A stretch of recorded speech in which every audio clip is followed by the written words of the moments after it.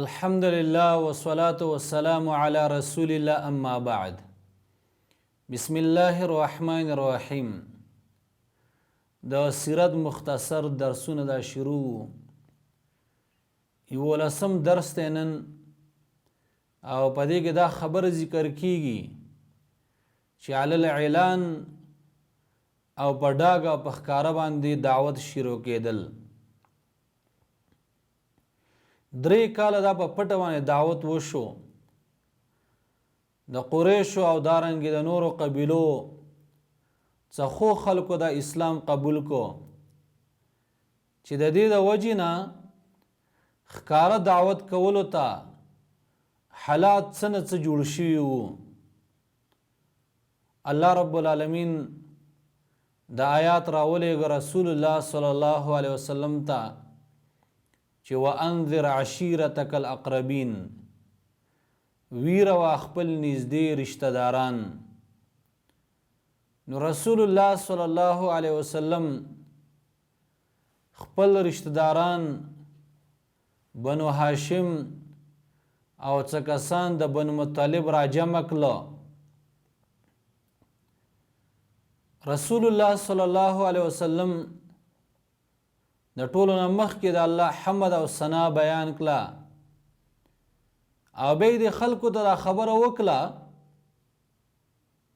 چې زه قسم کوم په هغه ذات باندې چې نشته د عبادت حقدار مگر هغه یو ذات دی، چې زه خصوصا ستاسو لپاره او عموما د ټولو خلکو دپاره د الله طرف نه رالیږلی شوی یم.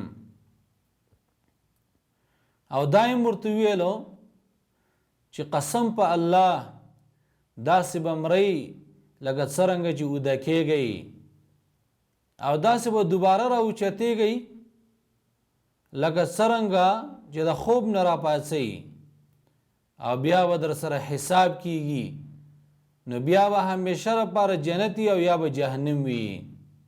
د رسول الله صلی الله علیه وسلم دا خبرې خلکو واورېدې او په نرمۍ ور سره خبرې وکړي. صرف تره ابو لهب هغه خلاف وکړو او خلاف ته ودرېده، او بل ترې ابو طالب هغه ورته وویلو چې کوم حکم تا ته شوی دی هغه جاری ساته، خپل کار جاری ساته، زه ستا سره ولاړ یم، ستا حفاظت به کوم، البته د خپل پلار د عبدالمطلب دین دا نه پرېږدم. بیا الله رب العالمین د آیات راولېږه چې فاصدع بما تؤمر واعرض عن المشرکین، ښکاره بیان کا هغه څه چې تا ته حکم کیږي او مخ واړو د مشرکان نه. دین وروسته رسول الله صلی الله علیه وسلم صفا ډیرکۍ ته وخوتو او د قریشو یو خاندان ته په نوم باندې آواز وکړو. نو خلق د آواز د اورېدو سره په منډه باندې رال، او چې څوک نشو تللی هلته نو ځان په ځای باندې بل کس ولېږه.